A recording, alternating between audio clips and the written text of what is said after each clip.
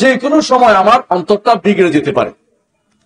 রাসূলুল্লাহ সাল্লাল্লাহু আলাইহি ওয়াসাল্লাম যেন দোয়া করতেন, ইয়া মুকাল্লিবাল কুলুব সাব্বিত কলবি আলা দীনিকা, হে অন্তরসমূহ পরিবর্তনকারী, আমার কলবটাকে আপনার দ্বীনের উপরে প্রতিষ্ঠিত রাখুন।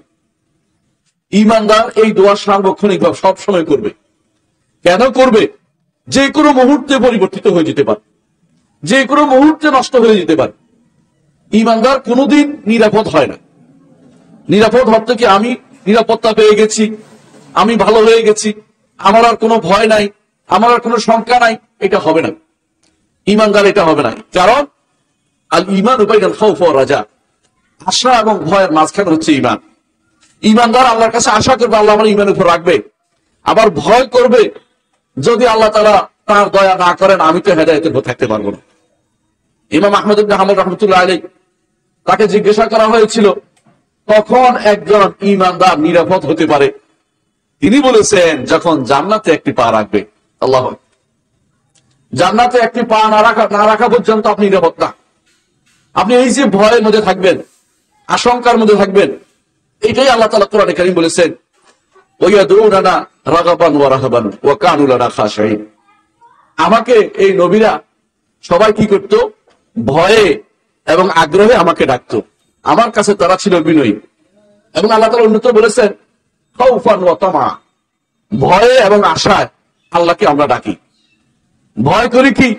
যে ঈমান না আবার চলে যায়, জাহান্নাম না আবার দেয়, আযাব দিয়ে না আমাদেরকে কষ্ট দেয়, এই ভয় কিন্তু থাকেই। আর আফা আমিনু মাকরাল্লাহ ফালা ইয়াকুনু মাকরাল্লাহ ইল্লাল কওমুল খাসিরুন। আল্লাহ তাআলা তার পরীক্ষায় যেন আমাদেরকে নিপতিত না করেন, তিনি যেন কোনো কৌশলে আমাদেরকে বিপদে না ফেলেন, সেই জন্য আমরা যেন সব সময় আল্লাহর কাছে ভয়ে থাকতে হবে, আবার আশা থাকতে হবে। ভয় যেন বেশি না হয়ে যায়, ভয় যেন বেশি না হয়ে যায়, আশাও থাকতে হবে। সে আশা কি? যে অবশ্যই আল্লাহ তাআলা আমাকে জান্নাত দিবেন, তিনি তো দয়াবান, তিনি তো ক্ষমাশীল, তিনি আমাকে ক্ষমা করবেন, তিনি আমাকে আমার কাঙ্ক্ষিত জিনিস দিয়ে আমাকে শান্তি দিবেন, এই আশাও তার থাকে। আশা এবং ভয়ের মাঝখানে হচ্ছে ঈমান। ঈমানদার কখন নিরাপদ হয়ে যায় না। ঈমানদার নিরাপদ হতে পারে না, কারণ নিরাপদ হওয়ার তার জন্য আল্লাহ তার নিষেধ করেছেন কোরআনে কারীমে, এবং তেমনি ভাবে নিরাশ হতেও নিষেধ করেছেন। দুটা জিনিস থেকে নিষেধ করেছেন। তবে আল্লাহ ঈমানদারের জন্য আখিরাতে অবশ্যই তিনি রেখে বলে দিয়েছেন, উলাইকা লাহুমুল আমনু, তাদের জন্য নিরাপত্তা রয়েছে। কিন্তু ঈমানদার কিভাবে থাকবেন? ঈমানদার থাকতে হলে অবশ্যই আপনাকে মুহাম্মদুর রাসূলুল্লাহ সাল্লাল্লাহু আলাইহি ওয়াসাল্লাম আদর্শের উপর থাকতে হবে। ঈমানদার থাকতে হলে অবশ্যই সাহাবায়ে কেরামের আদর্শের উপর থাকতে হবে।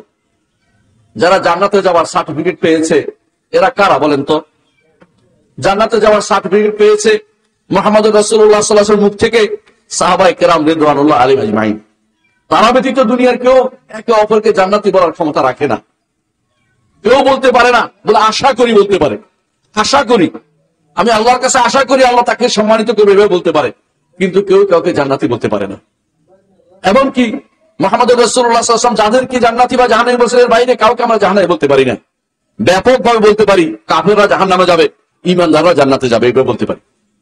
ঈমানদার এবং কাফেরের এই অবস্থা কেন হয়? মানুষ তো আপনারই ভাই, আদম সন্তান তো সবাই। ঈমানদার আর কাফের কেমনে হয়? হয় কিভাবে হয়? আল্লাহ তাআলা যাকে হেদায়েত দেয় না সে কাফের হয়ে যায়, আল্লাহ যাকে হেদায়েত দেয় সে ঈমানদার হতে পারে। এটা স্বাভাবিক জিনিস।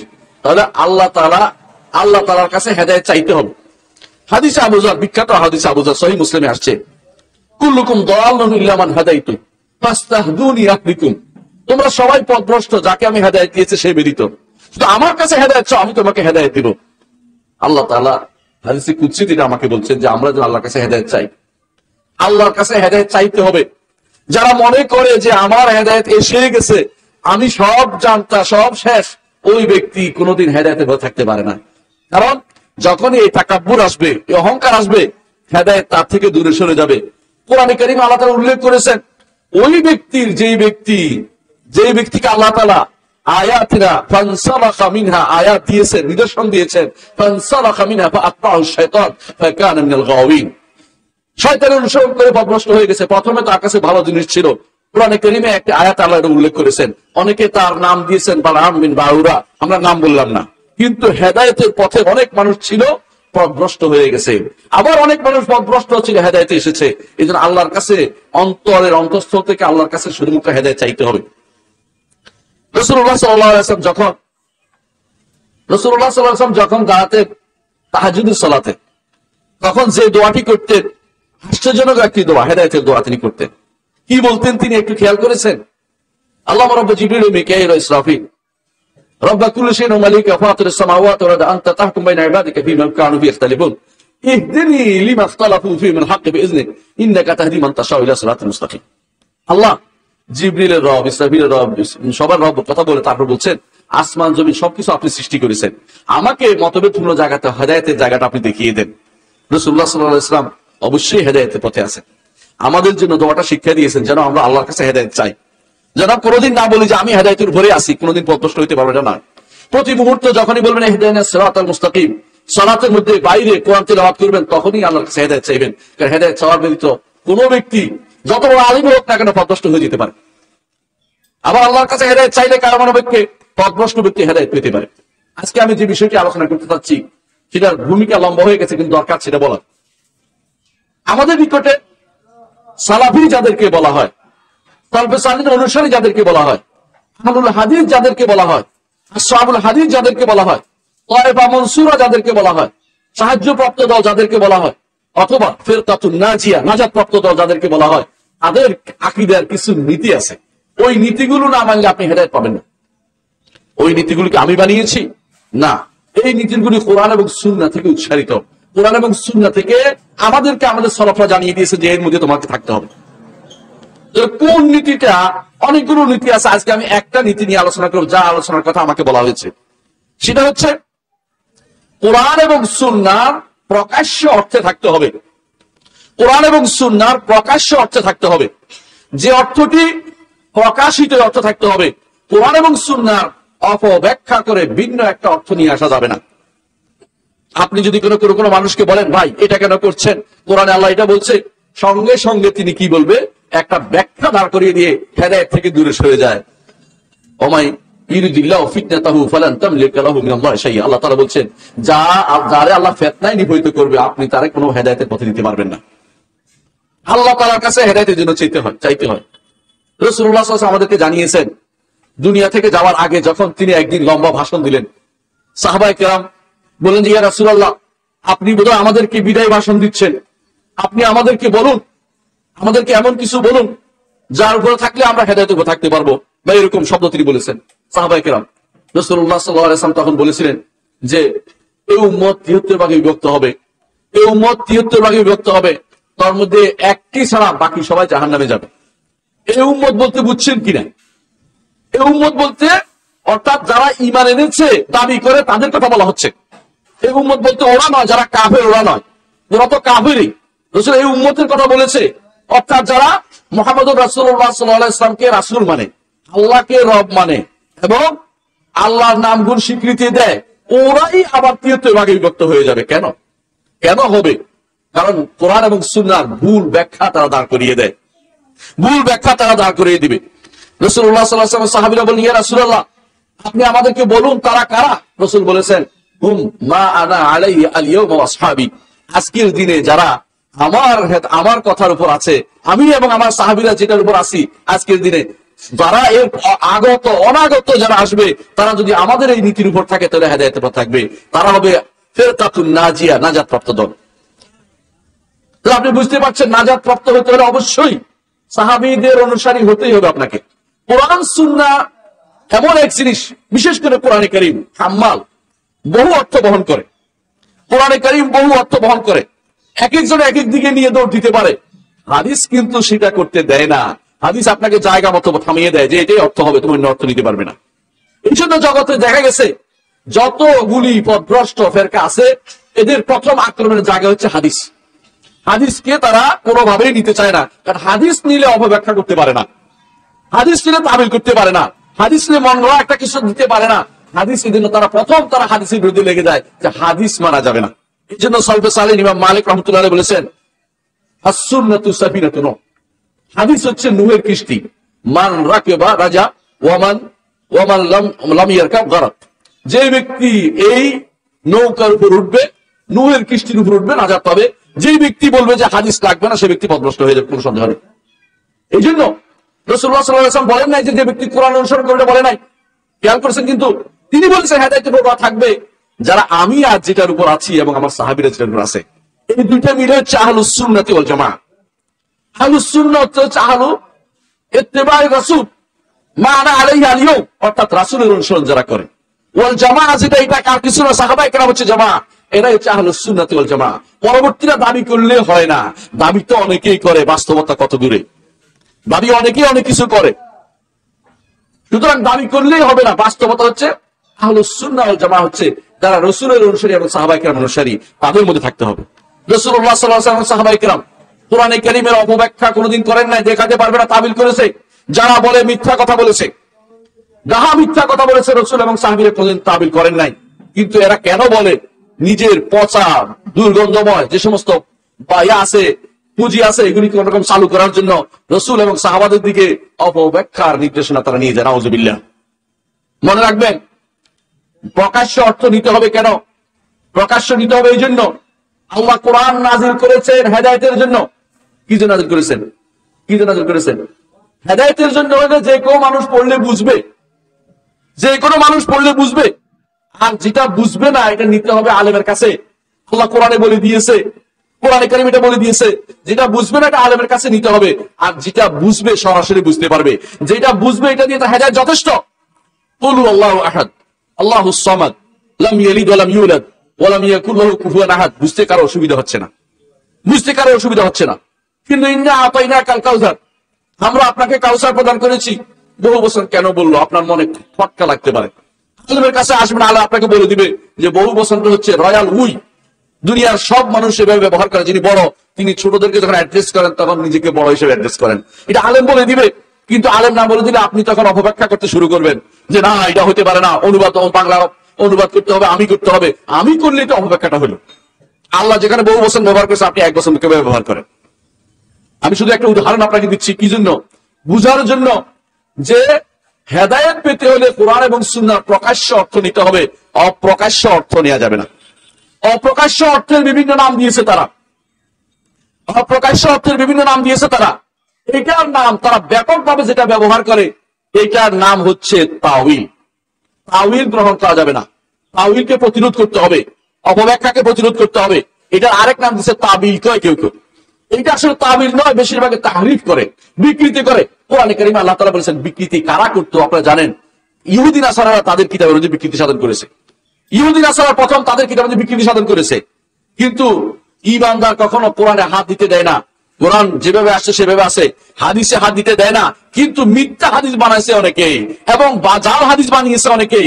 মিথ্যা হাদিস এবং জাল হাদিস দিয়ে অনেকে সালাত পড়ে, অনেকে এটা করে, অনেকে এটা করে, আপনি দেখতে পাবেন আপনাদের। এবং আকীদা বিশ্বাস বানিয়েছে মিথ্যা হাদিসের উপরে। বুঝা গেল যে আপনি প্রকাশ্য হাদিস নিতে পারছেন না দেখে প্রকাশ্য হাদিসের অর্থ নিতে পারছেন না, অথবা কোরআনে কারীমের যে অর্থ সাহাবায়ে কেরাম করেছেন সে অর্থ নিতে পারছেন না বলে ইমামরা করেছে নিতে পারছেন না। আপনি নিজের মন মতো একটা ব্যাখ্যা দাঁড় করানোর জন্য যেটা আপনার মনে চায় সেরকম বানোয়াট হাদিস আপনি যোগ করে দিয়েছেন। তো বুঝা গেল যে প্রকাশ্য অর্থ নিতে হবে। আহলুস সুন্নাহ ওয়াল জামাতের একটি আকীদার একটি মূল বৈশিষ্ট্য হচ্ছে, আহলুস সুন্নাহ ওয়াল জামাতের, আহলুল হাদিসের, আসহাবুল হাদিসের এবং ফিরকাতুন নাজিয়া, নাজাতপ্রাপ্ত দলের একটি মূল বৈশিষ্ট্য হচ্ছে যে তারা কোরআন এবং সুন্নাহর ভাষ্যের প্রকাশ্য অর্থ গ্রহণ করে। কোন বাতিল, কোন ব্যাখ্যা, অপব্যাখ্যার দিকে তারা কোনোদিন যায় না। এটা আপনাকে অবশ্যই বিশ্বাস করতে হবে প্রতিটা সময়। এইটা কেন বললাম? এই জন্য বললাম, তাবিল শব্দটি কোরআন এবং তারা যে ব্যবহার করছে, কোরআন এবং সুন্নাহ তাবিল কি অর্থ এটা আপনাকে জানতে হবে, তারপর বুঝবেন যে কেন আমরা নিষেধ করি এটা করতে। সম্মানিত এই মজলিসে, এই মাহফিলের, বিশাল মাহফিলের ভাইয়েরা আমার, কিছু ইলমি কথা বলবো, একটু মনে দিয়ে শুনবেন। তাবিল শব্দে কোরআন এবং সুন্নাহর মাত্র দুইটা অর্থ আসছে। কয়টা অর্থ বলছি? দুইটা। একটা অর্থ হচ্ছে তাফসীর, একটা অর্থ কি? তাফসীর করা। এই তাফসীর করা অর্থ এইটা শুধুমাত্র এটা কোরআনে কারীমে আসছে, রাসূলের হাদিসে আসছে। এইটা গ্রহণযোগ্য একটা কথা, তাফসীর করা যাবে।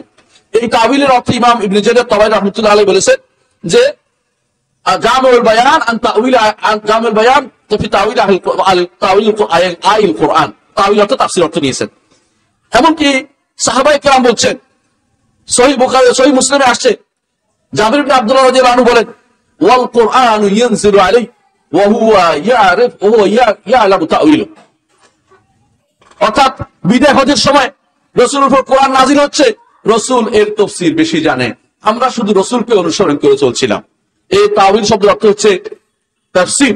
এবং কোরআনে কারীমে আল্লাহ তাআলা আরেকজনের কথা উল্লেখ করেছেন, দুইজন যখন ইউসুফ আলাইহিস সালামের সাথে জেলে গেল, দুইজনের স্বপ্নে দেখলো, একজনে দেখলো মাথার মধ্যে কি রাখছে, হ্যাঁ কি রাখছিল, রুটি রাখছে, ঠোকরায় ঠোকরায় খাচ্ছে কে, পাখি। আরেকজনে দেখছে যে তিনি আবার মদ সরবরাহ করছেন। তিনি এসে বললেন, তারা দুইজন এসে বললেন, নাব্বিনা বিতাউইলিহি, আপনি আমাদেরকে এর ব্যাখ্যা আমাদেরকে জানান। এই তাউইল অর্থ ব্যাখ্যা, স্বপ্নের ব্যাখ্যাটা তাউইল। কিন্তু স্বপ্নের ব্যাখ্যা অগ্রিম অনেকে বলতে পারে, অনেকে বলতে পারে না, কারণ এটা শেষ পরিণতি নয়। শেষ পরিণতি যখন আসবে সেটা আলাদা হবে। কিন্তু এই জন্য ব্যাখ্যা শব্দটি, তাউইলের একটা হচ্ছে ব্যাখ্যা, এইটা শুদ্ধ হবে যখন তাউইল অর্থাৎ কোরআন এবং সুন্নাহর ব্যাখ্যা কখন শুদ্ধ হবে, এটা মনে নিতে হবে আমাকে। কোরআন এবং সুন্নাহর ব্যাখ্যা ওই সময় শুদ্ধ হবে যখন কোরআনের ব্যাখ্যা কোরআন দিয়ে করা হয়। কোরআনের ব্যাখ্যা কোরআন দিয়ে করা হয় কেমনে, একটা উদাহরণ দিয়ে বুঝতে পারবেন। কোরআনে কারীমে আল্লাহ তাআলা বলেছেন যে তিনি উপরে, ইলাইহি ইয়াসআদুল কালিমুত তাইয়্যিব, তার কাছে উপরে উঠে যায় উত্তম কালেমা সমূহ। উত্তম কালেমা কি? সুবহানাল্লাহ, আলহামদুলিল্লাহ, আল্লাহু আকবার, লা ইলাহা ইল্লাল্লাহ, এগুলো হচ্ছে উত্তম কালেমা রাসূলের হাদিস অনুসারে। এগুলি আপনি বলা মাত্র এগুলো উপর দিকে উঠে চলে যায় আল্লাহর কাছে। ইলাইহি ইয়াসআদুল কালিমুত তাইয়্যিব ওয়াল আমালুস সালিহ ইয়ারফাউ, আর আমলুস সালিহ তিনি তার কাছে উঠিয়ে নেন। কি পাইছেন? উপরে উঠে দিন, পাইছেন না? আল্লাহ কোথায়? উপরে পাইছেন কিনা? পাইছেন। আবার দেখেন কোরআনে কারীমে আল্লাহ তাআলা বলছেন যে তিনি উপরে, সরাসরি ফাওক শব্দ উল্লেখ করেছেন। ফাওক আসমাওয়াতি বারবার বলছেন, মিন ইতালাজ্জাল আমরু মিন ফাওকিহিন্না, আল্লাহ নির্দেশ আসে তাদের উপর থেকে, উপর সরাসরি আসছে। তাহলে আপনি দেখছেন একখানে আসে সাহাদা, একখানে আসে রাফা, একখানে আসে ফাওকা, একটা তাফসীর আল্লাহ করে দিয়েছে কোরআনে কারীমে। আপনার জন্য অপব্যাখ্যার কোনো জায়গা রাখেন নাই। আল্লাহ যে উপরে হাজার দলিল, এই জন্য যুগে যুগে আলেমরা উল্লেখ করেছেন। এর উপর আমার একটা গ্রন্থ আছে, রহমান আশুর পড়ছেন, দেখবেন, এবং এটা পাবেন। ওখানে একটা কোন স্টল আছে, আপনারা দেখে নেবেন, এখানে একটা স্টল আছে, এখান থেকে এই বিক্রি হচ্ছে। নও মুসলিম একজন ভাই তিনি স্টল দিয়েছেন।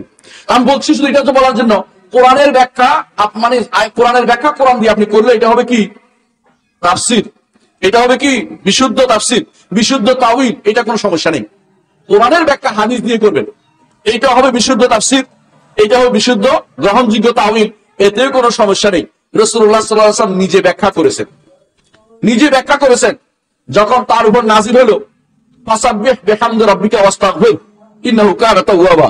রাসূলুল্লাহ সাল্লাল্লাহু আলাইহি ওয়াসাল্লাম এরপরে এমন কোন মজলিস না যেখানে তিনি ইস্তেগফার করেন নাই। ইস্তেগফার তিনি সারাদিন লেগেছিলেন, কারণ আল্লাহ নির্দেশ দিয়েছে। সাহাবী বলতেছেন ইয়া তাআওয়ালুল কোরআন, কোরআনের ব্যাখ্যা তিনি করছেন, কোরআন যেভাবে বলছে এটা তিনি পালন করছেন। এর অর্থ হলো কোরআনের এই তাউইল শব্দের একটা হচ্ছে ব্যাখ্যা। এই ব্যাখ্যা হয় কোরআন দিয়ে কোরআনের হবে, না কোরআন দিয়ে হাদিস দিয়ে কোরআনের তাফসীর হবে, অথবা হাদিস দিয়ে হাদিসের তাফসীর হবে। অর্থাৎ আমাদের দুইটা উৎস একটা অপরটার জন্য তাফসীর করে। আরেকটা ব্যাখ্যা শুদ্ধ হবে যদি সাহাবায়ে কেরাম করে থাকেন, যদি সাহাবায়ে কেরাম করতেন সে শুদ্ধ হবে। যেমন ইস্তাওয়ার আরশ, ইস্তাওয়ার পরে আলা আরশের অর্থ কি হয় সাহাবায়ে কেরাম বলে দিয়েছেন। ইমাম ইবনে কাইয়্যিম রাহমাতুল্লাহ আলাইহি বলেছেন চারটির অর্থের বাইরে নয়, চারটি অর্থ আপনাকে বলতে হবে। চারটা শব্দ উল্লেখ করেছে, সলবে সালিন থেকে আসছে, ইমাম বাইহাকি নিয়ে আসছে, বুখারী নিয়ে আসছে, দেখতে পারেন বুখারী বাইহাকি করে। একটা হচ্ছে সাআদা, একটা হচ্ছে আলা, একটা হচ্ছে ওয়ারতাফা, একটা হচ্ছে ইস্তাকাররা। এর বাইরে যদি এদিক সেদিক করেন অর্থ হচ্ছে আপনি নিজে বিভ্রান্তি পথে চলে গেছেন, কারণ সালাফরা এর বাইরে ব্যাখ্যা করেন নাই। তাবিলে ফাসিদে চলে গেছেন, বাতিল ব্যাখ্যায় চলে গেছেন। আপনার এই কথা সলবে সালিনের মুখ দিয়ে বের হয় না, আপনি এটা মিথ্যা অপব্যাখ্যা করছেন, এটা গ্রহণযোগ্য হবে না। বুঝাতে পারছি কথাটা? অথবা আপনি যদি বলেন যে ইস্তাওলা, তিনি অধিকার করেছেন, অধিষ্ঠিত হয়েছেন, অথবা ক্ষমতা সুসংহত করেছেন। কেউ কেউ বাংলা ভাষা থেকে উর্দু থেকে অনুবাদ করেছে, তাফসীরের মধ্যে উল্লেখ আছে ক্ষমতা সুসংহত করেছেন। কেন করেছে জানেন? তার নিজে ক্ষমতার জন্য পাগল, এই জন্য যখন দেখে কোন শব্দ শুধু ক্ষমতা দিয়ে তাফসীর করে ফেলে। যেই তাফসীর সলবে সালিন করেন না সেই তাফসীর করা যাবে না, যে শিখতে হবে আমাদেরকে। যদি ওটা আলোকে শুদ্ধ হয় সেটা বলা যাবে, তাহলে সেটা করা যাবে না। তাহলে শুদ্ধ তাফসীর সহিহ হতে হলে, তাউইল সহিহ হতে হলে, তাহলে আপনাকে হয় কোরআন দিয়ে কোরআনের, না কোরআন দিয়ে হাদিসের, অথবা হাদিস দিয়ে একে অপরের হাদিসের একে অপরের ব্যাখ্যা হবে, কোরআন একে অপরের ব্যাখ্যা হবে, অথবা সলবে সালিনের ব্যাখ্যা আপনাকে যেতে হবে শুদ্ধ হতে হলে।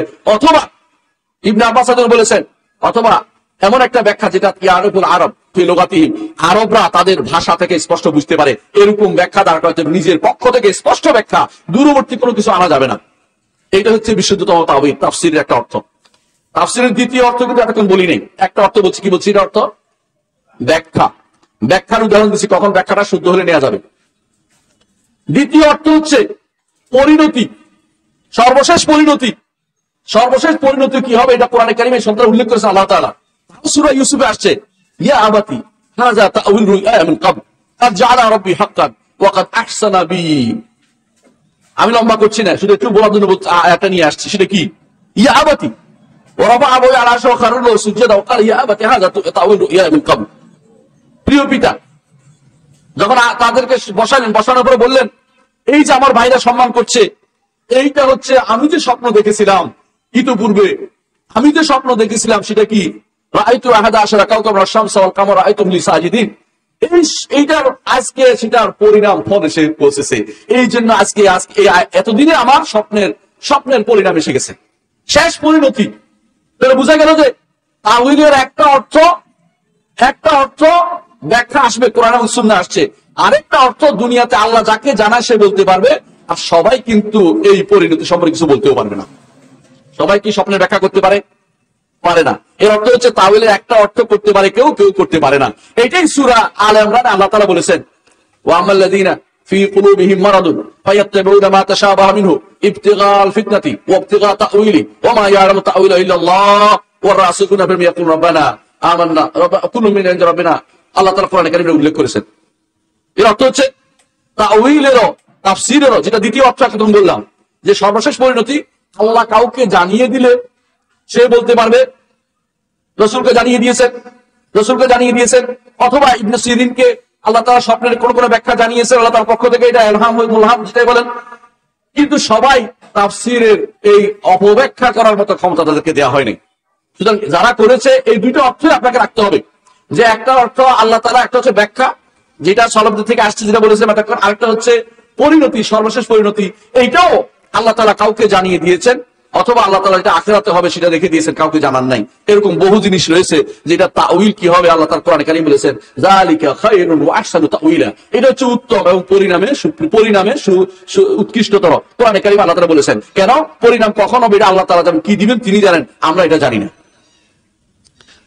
তাহলে বোঝা গেল তাওয়িলের দুটো অর্থ, এটা হলো শুদ্ধ। কিন্তু তাওয়িল নামে যেটা আমাদের সমাজে প্রচলিত আছে, এইটা কিন্তু দুই অর্থ না ভাই, এটা বুঝতে হবে আমাদেরকে। তাওয়িল নামে আমাদের সমাজে প্রচলিত আছে সেটা কি? সেটা হচ্ছে এই আয়াতের বা এই হাদিসের ব্যাখ্যা করা যাবে না, অর্থ করা যাবে না। অর্থ যদি সরাসরি করি আমার এই সমস্যা হয়, ওই সমস্যা হয়। কি সমস্যা হয়? সমস্যা হয় আমার বিবেকের সাথে বিরোধ হয়ে যায়, নাউযুবিল্লাহ। এই জন্য সলবে সালিক বলতেন, যদি কেউ বলে যে এইটা সমস্যা হচ্ছে, এর অর্থ হলো তার অন্তরের সমস্যা, আসলে প্রকৃত কোনো সমস্যা নয়। তারা বিবেক দিয়ে ওইটাকে প্রাধান্য দেয়, ওই অর্থ করা যাবে না। কেন করা যাবে না বলেন তো? আল্লাহ আরশের উপর উঠেছেন, কেন করা যাবে না বলেন? কি বলতে পারবেন? আল্লাহ আরশের উপর উঠেছেন বলে না কেন? আল্লাহ তাআলা তো হরকত হয়ে যায়। আল্লাহর জন্য হরকত তো আমার বৈশিষ্ট্য, অর্থাৎ সৃষ্টির বৈশিষ্ট্য। আল্লাহর জন্য হরকত করা যাবে না, নাউযুবিল্লাহ। তোমার আল্লাহটার সাথে আমার সাথে মিলাতে বলছে কে? আল্লাহ কিভাবে উঠেন তো আমাকে বলেন নাই, ধরন তো আমার নির্ধারণ করে দেন নাই। আমারটার ধরন আমি জানি, রব্বুল আলামিনের ধরন আমি জানি না, তার সত্তার ধরন জানি না, তার গুণের ধরন আমি কিভাবে জানবো?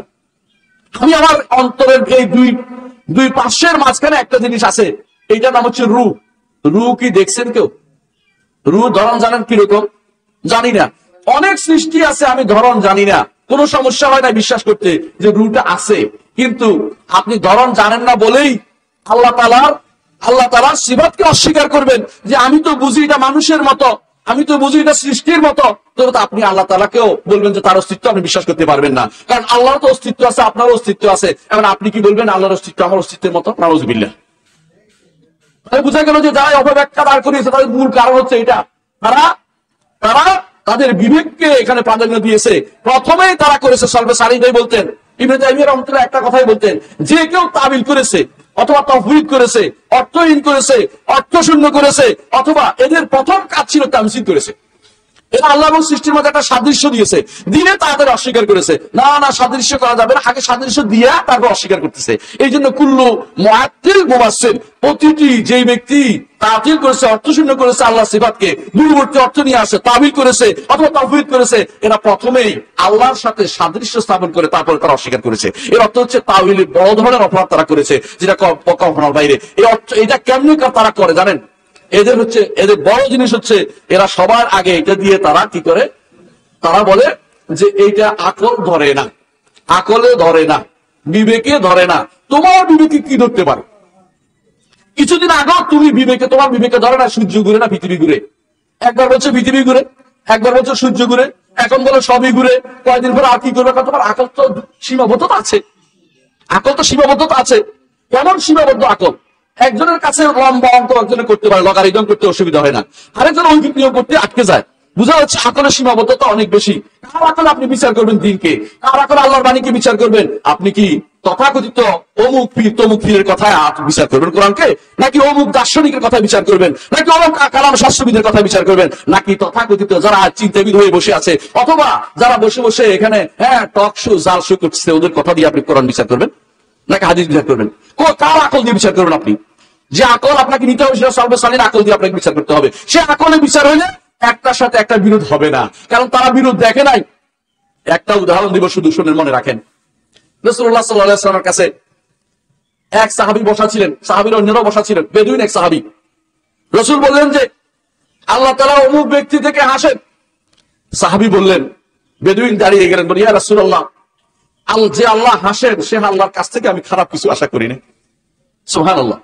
বেদুইন হাসাটা বুঝছে কিনা বলে আমাকে, অবশ্যই বুঝছে, কিন্তু আপনি এই শব্দটাই আমাদের দেশের প্রতিটি মাদ্রাসায় যান না কেন? সালাফি মাদ্রাসা ব্যতীত অন্য যত মাদ্রাসা আছে ওখানে যাই বলেন যে হাসছে, আপনারা তো পিটন লাগাবে, বলে হাসে কেমন, আল্লাহর হাসি কেমন অস্বীকার করতেছে। কারণ অথচ রাসূলের সাহাবী বুঝছে, সে বুঝবে না। সাহাবী কেন বুঝতো? তার আকল পরিপূর্ণ ছিল। এই ব্যাপারটা কেন বুঝে না? তার আকলের সমস্যা আছে। এই জন্য যখনই দেখবেন যে কোরআন এবং সুন্নাহর কোন বক্তব্যের সাথে আপনার বিবেক বিরোধ হচ্ছে, তখনই আপনার বিবেককে বলুন যে আমার বিবেকটা সমস্যা আছে, কোরআন এবং হাদিসের কোনো সমস্যা নেই। কবরে আযাব আপনি দেখেন না বলে তথাকথিত মাইক বাজাবেন না। কবর আযাব দেখার জিনিস রাসূলুল্লাহ সাল্লাল্লাহু আলাইহি ওয়াসাল্লাম বলেন না, দেখবে না, শুনবে না। রাসূল বলেছেন ইয়াসমাউ কুল্লু শাইইন সাকালাই, মানুষ এবং জিন ব্যতীত সবাই শুনতে পায়। শুধু আপনি কবর আযাব শোনা চিন্তা করেন না। অনেকে বলবেন যে আমি তো খুলে দেখছি, আযাব দেখি না। আপনার দেখার জন্য না, আযাব বিশ্বাস করতে ঈমান আনতে হবে আপনাকে। এটা নাম হচ্ছে ঈমান। আপনার বিবেকে সব ধরবে না। মুতাজিলারা বলেছিল হাশরের মাঠে আল্লাহ কিভাবে এটা রূপ দিয়ে পার করবে, চুলের চেয়ে মিহি যেটা এবং ফুলের চেয়ে ধারালো এটার উপর দিয়ে কিভাবে পার করবে? না না না, তা হতে পারে না। সমস্যা কোথায়? সাহাবায়ে কেরাম যেটা বিশ্বাস করলো, ইমামরা যেটা বিশ্বাস করলো, তোমার সমস্যা কোথায়? কারণ তুমি বিবেককে প্রাধান্য দিচ্ছ। তোমার বিবেক নষ্ট আছে। এই বিবেক নষ্ট বিবেক দিয়ে তুমি প্রাধান্য দিচ্ছ। বিবেক মানুষের মাঝে মধ্যে নষ্ট হয়, জানেন তো? কখন নষ্ট হয়? মাঝে মধ্যে বিবেক নষ্ট হয় যখন আপনি কেউ খারাপ জিনিস খায়, তখন দেখবেন যে রাস্তার পাশে পড়ে আছে, এক ব্যক্তি মদ খেয়ে ড্রেনে পড়ে গেছে। এখন বলতেছে শালা ড্রেন, কালকে ছিলি রাস্তার পাশে, আজকে আমার মাথার পাশে, মানে গালি দিচ্ছে। এটা কি বিবেকের কথা? নষ্ট বিবেকের কথা। সেই যারাই আজ কোরআন এবং সুন্নাহর বিরুদ্ধে নিজের বিবেক খাটাবে, তাদের বিবেকের সমস্যা আছে। ওই ব্যক্তির মতো যে ব্যক্তি মদাকাসক্ত হয়ে পড়ে আছে ড্রেনের মধ্যে, এর চেয়ে ভালো কেউ হতে পারে না। এরা আরো খারাপ জায়গায় গেছে, আপনি আশ্চর্য হবেন। এরা আল্লাহ তাআলা কোরআনে কারীম বলছেন ওয়ানাদাউল মাওয়াজিন আল কিসতা লিয়াউমিল কিয়ামা, আমি মিজান স্থাপন করব। মানুষের ওজন আল্লাহ তাআলা করবেন, ব্যক্তির ওজন করবেন, ব্যক্তির আমলের ওজন করবেন, আমলনামার ওজন করবেন। এই তিনটে জিনিসের ওজন হবে আল্লাহ রাসূলুল্লাহ সাল্লাল্লাহু আলাইহি ওয়াসাল্লাম হাদিসে আমরা পাই। কিন্তু মুতাজিলারা কি বললো? আল্লাহ কি বাক্কাল না পাওয়াল? বাক্কাল পাওয়াল বুঝেন কিনা? যারা আরব দেশে গেছেন বাক্কালা দেখছেন, মানে তরকারি বিক্রেতা না ফুল বিক্রেতা। আল্লাহ কেন ওজন করবে? মানে সেটা তার বিবেকে ধরে না।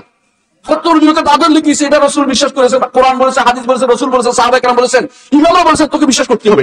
এটা ইমান বিনা গায়েবের জিনিস, এটা গায়েবের জায়গা, এটা তোমার আকলের জায়গা নয়। এটা আকল দিয়ে তুমি কিছু সিদ্ধান্ত করতে পারবে না। আকল বিরোধিতা করে না। তোমার আকলের সমস্যা বলে তুমি বিরোধী দেখতে পাচ্ছ, এটা বিরোধিতার জায়গা নয়। তাহলে বোঝা গেল আকল যে যারা প্রাধান্য দিচ্ছে তারাই শুধুমাত্র অপব্যাখ্যা দাঁড় করায়। আজও প্রতিটি জায়গাতে এরকম লোকটা আপনি দেখতে পাবেন যারা আকল দিয়ে প্রাধান্য দিয়ে অপব্যাখ্যা দাঁড় করায়। এখন বলতে পারেন অসুবিধা কি? অসুবিধা কি? একটা ব্যাখ্যা তো হতেই পারে না, হতে পারে না। কারণ এক নম্বর কারণ হচ্ছে এর মাধ্যমে আপনি আল্লাহ তাআলার কোরআন এবং আল্লাহ তাআলার দেওয়া ওহীর উপরে ঈমানকে নষ্ট করে দিচ্ছেন আপনি। আমার আল্লাহ বলছে ইয়া আইয়ুহাল্লাযীনা আমানু, আপনি বলছেন যে ঈমান অর্থ শুধু বিশ্বাস হলেই চলবে। আপনি আর এরপরে যা করছে আর খবর নাই। বুঝা গেল আপনি আমার অপব্যাখ্যা করে আমার ইমানের জায়গাটুকু নষ্ট করে দিচ্ছেন। আল্লাহ আমাকে বলছে ইমান আনতে, আপনি অপব্যাখ্যা করে আমাকে অন্য জায়গায় নিয়ে যাচ্ছেন। এর অর্থ হচ্ছে আপনি ইমানের জায়গা নষ্ট করে দিচ্ছেন আমার। দ্বিতীয় যে কারণে অপব্যাখ্যা করা যাবে না তা হচ্ছে এর মাধ্যমে কোরআনে কারীম এবং হাদিসের প্রকাশ্য অর্থের মধ্যে আর থাকতে পারবেন না। আপনি বানোয়াট অর্থ আপনার চলে আসবে, নিজের মন মতো একটা ব্যাখ্যা নিয়ে দাঁড় করাবেন। আপনি কি দেখেন নাই 10 খন্ডের তাফসির লিখে ফেলছে বাঙালি হুজুরে 10 খন্ডের তাফসির লিখছে, পুরোটার মধ্যে বানোয়াট হাদিস দিয়ে ভর্তি করছে, কোরআন এবং সুন্নাহর যাবতীয় নসকে অপব্যাখ্যা করেছে। দুর্ভাগ্যবশত সে হাদিস অস্বীকারী ওই একটা 10 খন্ডের তাফসির সারা দুনিয়া সারা বাংলাদেশে চলছে। আপনি জানেন কিনা এটা? অধ্যক্ষ অমুক তমুক, বুঝতে পারছেন আপনারা? বুঝতে পারেন কে কেন করছে? পুরোটা অপব্যাখ্যা করেছে, কারণ তার কাছে জ্ঞান নাই। সেটা বিবেক দিয়ে বলছে কবর আযাবকে ওখানে অস্বীকার করা হয়েছে, সরাসরি কবর আযাবকে অস্বীকার করা হয়েছে, অপব্যাখ্যা করেছে কবর আযাবকে অস্বীকার করার জন্য। কোরআনে যত আয়াত আছে, কোরআনে কারীমে কবর আযাবের কথা আছে, সেগুলিকে অস্বীকার করেছে। আমি আমার একটা গ্রন্থ আছে ও শরউমদাতুল আহকামের ব্যাখ্যা, ওর মধ্যে কবর আযাবের জায়গাতে বিস্তারিত কোরআনে কারীমের আয়াত দিয়ে কবর আযাব সাব্যস্ত করেছি যে তোর কিভাবে কি অস্বীকার করতে পারে। কোরআনে কারীমে বলছে, হাদিসে তো আছে, কোরআনে কারীমও আছে, তো অস্বীকার করেছে কেন? তার বিবেকে ধরে না তাই। সুতরাং যারা এটা করছে তারা কোরআনে কারীমের প্রকাশ্য অর্থ নিতে আমাকে বাধা দিচ্ছে, হাদিসের প্রকাশ্য অর্থ নিতে আমাকে বাধা দিচ্ছে। তৃতীয়ত যে কারণে আপনি প্রকাশ্য অর্থ নিতে হবে তাবিল করতে পারবেন না, এর কারণ কি জানেন? আচ্ছা, আমি যদি কোন আপনার জন্য ভালো চাই, আপনার জন্য আমি ভালো চাই, আমি আপনার জন্য কথা লুকাবো? আপনি বলেন কেন লুকাবো? আমি তো আপনার ভালো চাই। কিন্তু যদি আমার অন্তরের উদ্দেশ্য খারাপ থাকে তাহলে আমি কথা লুকোচুরি করব, ইঙ্গিত করব, এই করব সেই করব। কিন্তু মুহাম্মদ রাসূলুল্লাহ সাল্লাল্লাহু আলাইহি ওয়াসাল্লাম এই জন্য তিনি বলেছেন, যখন সাহাবায়ে কেরাম বললেন ইয়া রাসূলুল্লাহ আপনি যে ইঙ্গিত দিয়ে ইশারা করতেন, রাসূল কি বলেছেন? মা কানা লিনাবিয়্যিন আন তাকুনা আইনুন খায়না। কোন নবী কখনো চোখ টিপার কাজ করতে পারে না, কারণ সে হক কথা বলবে, যেটা বলবে সত্য বলবে। এখানে একজনকে আলাদা হুকুম দিয়ে কিছু একটা করার জন্য বলতে পারেন নবী। যাদের অন্তর সাফি, তারা কোনোদিন ওই বানোয়াট কথা দিয়ে, বাজে কথা দিয়ে অন্য কথা বোঝানোর চিন্তা তারা করে না কোনোদিনই। আল্লাহ তাআলা আপনাকে আপনার হেদায়েত চাইছেন না চান না? বলেন তো। চাইছেন। কোরআন নাজিল করেছে হুদাল লিন-নাস, হুদাল লিল-মুত্তাকিন। তাহলে আপনি কোরআনের মধ্যে আপনি অপব্যাখ্যা দিকে যেতে আল্লাহ তাআলা কেন বলবেন আপনাকে? রাসূলুল্লাহ সাল্লাল্লাহু আলাইহি ওয়াসাল্লাম তার হাদিসে তিনি কি আপনার জন্য হেদায়েত চেয়েছেন না চান? আপনি বলতে হবে অবশ্যই চেয়েছেন, কারণ তিনি ছিলেন নাসহুল উম্মাহ। তার মতো নাসে আর কেউ হতে পারে না। লাকাদ জাআকুম রাসূলুম মিন আনফুসিকুম আজিজুন আলাইহি মা আনিতুম হারিসুন আলাইকুম বিল মুমিনিনা রাউফুর রহিম। এই নবী আপনাকে কি ওই ইঙ্গিতপূর্ণ কথা বলবেন না হক কথাটা বলে দিবেন? সরাসরি আপনি আমাকে বলেন, সরাসরি হক কথাটাই বলবেন।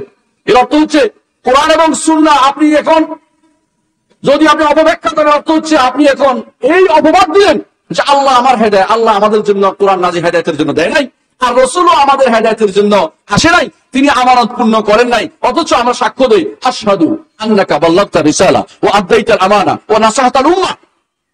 আবার রাসূল বলে দিয়েছেন আদ-দীন ওয়ান নাসিহা। রাসূলুল্লাহ সাল্লাল্লাহু আলাইহি ওয়াসাল্লাম সবচেয়ে বড় নসিহতকারী ছিলেন। নসিহতকারী ওসিয়ত নয়, কল্যাণকামী ছিলেন, উম্মতের জন্য কল্যাণকামী ছিলেন মুহাম্মদুর রাসূলুল্লাহ সাল্লাল্লাহু আলাইহি ওয়াসাল্লাম। এটা কি আপনার সন্দেহ থাকে? সন্দেহ থাকলে কি আপনার ঈমান নাই? সন্দেহ থাকলে আপনি ঈমান নাই। মুহাম্মদুর রাসূলুল্লাহ সাল্লাল্লাহু আলাইহি ওয়াসাল্লাম সেই বিদায় হজের বিশাল মাঠে তিনি বলেছিলেন আমি কি তোমাদেরকে পৌঁছিয়েছি? আমি কি তোমাদেরকে তাবলীগ করেছি? তোমাদের কাছে আমি কি আমার খবর আল্লাহর বাণী পৌঁছেছি? সবাই বলেছেন আল্লাহুম্মা নাআম, অবশ্যই আপনি সেটা পৌঁছিয়েছেন। তারপর রাসূলুল্লাহ সাল্লাল্লাহু আলাইহি ওয়াসাল্লাম আঙ্গুল উপরে উঠালেন আল্লাহর দিকে বোঝানোর জন্য, তিনি উপরে। তারপর বলেন আল্লাহুম্মা আশহাদ, আল্লাহ আপনি সাক্ষী থাকেন, এটা সাক্ষী দিচ্ছে। সেই সাক্ষীর বাইরে আপনি সাক্ষী দিলে আপনি পথভ্রষ্ট, আপনি ঈমানদার নন, আপনি ঈমানদার হতে পারেন না এখন পর্যন্ত। সাহাবায়ে কেরাম ঈমান না হলে আপনার ঈমান হবে না। আল্লাহ কোরআনে কারীম বলে দিয়েছেন ফাইন আমানু বিমিসলি মা আমানতুম বিহি ফাকাদ ইহতাদাউ ওয়া ইন তাওয়াল্লাউ, যদি তারা ঈমান আনে সেরকম যেরকম আপনার তোমরা এই সাহাবীরা তোমরা ঈমান আনছো এরকম ঈমান আনতে হবে তাদেরকে। আপনার ঈমান হতে হবে সাহাবায়ে কেরামের ঈমান। আপনার ঈমান ওই তথাকথিত ইবনে সিনা ফারাবির কিন্দির ঈমান হলে হবে না। আপনার ঈমান এরিস্টটলের ঈমান হলে হবে না। আপনার ঈমান তথাকথিত ডেমোক্রেসির ঈমান হলে হবে না। আপনার ঈমান হতে হবে সাহাবায়ে কেরামের ঈমান। আল্লাহ বলে দিয়েছেন ফাইন আমানু বিমিসলি মা আমানতুম বিহি। আল্লাহ প্রশংসা করেছেন সাহাবায়ে কেরামের, আস-সাবিকুনা আল-আউওয়ালুনা মিনাল মুহাজিরিন ওয়াল আনসার ওয়াল্লাযিনা তাবাউহুম বিইহসান রাদিয়াল্লাহু আনহুম ওয়া রাদু। আল্লাহ এদের জন্য সন্তুষ্ট হয়েছেন, এরাও আল্লাহর উপর সন্তুষ্ট হয়ে গেছে। সুতরাং আপনার ঈমান যদি এরকম হতে হয় অপব্যাখ্যার দিকে যাবেন না। কোরআন এবং সুন্নাহ যা বলেছে, রাসূল যা বলেছেন, সাহাবায়ে কেরাম যা বলেছেন, ইমামরা যা বলেছেন, মুহাদ্দিসিনরা যা বলেছেন, এদের বক্তব্যের ভিতরে আপনাকে থাকতে হবে। এর বাইরে এক বিন্দু যাবেন, এক বিন্দু পথভ্রষ্টতা আপনার জন্য চলে আসবে। ওইটুকু একবার যে পথ হারিয়েছেন, আপনি আবার ফিরে না আসা পর্যন্ত ওই পথ আর পাবেন না, কারণ রাস্তা হারিয়ে ফেলেছেন। যে ব্যক্তি তাওয়িলের পথে একবার গেছে, সে ব্যক্তি হেদায়েতের পথ পাবে না। যতক্ষণ পর্যন্ত তাওয়িল ছেড়ে না দিচ্ছে, ওই রাস্তা ছেড়ে যে আবার ফিরে আসতে হবে, আমি ভুল করেছি, তওবা করছি, আল্লাহ রাসূলের পথে ফিরে আসবো, তাহলে সে সবসময় হেদায়েত পাবে। মনে রাখবেন, আল্লাহ রাসূলের পথে হেদায়েতের মধ্যে ফিরে আসার মধ্যে হচ্ছে কল্যাণ। আর যেই কারণে আপনি তাওয়িল অপব্যাখ্যা করতে পারবেন না, সেটা কি? সলফে সালিন অপব্যাখ্যা বুঝেন নাই, তারা সহজভাবে বুঝেছেন। তারা ইঙ্গিত করতেন, সাহাবীদের রাসূল দেখিয়ে দিয়েছেন। যখন বলতেন যে আল্লাহ তাআলা শুনেন, আল্লাহ তাআলা দেখেন, রাসূল হাত দিয়ে দেখিয়েছেন, চোখে হাত দিয়ে দেখিয়েছেন এবং কানে হাত দিয়ে দেখিয়েছেন।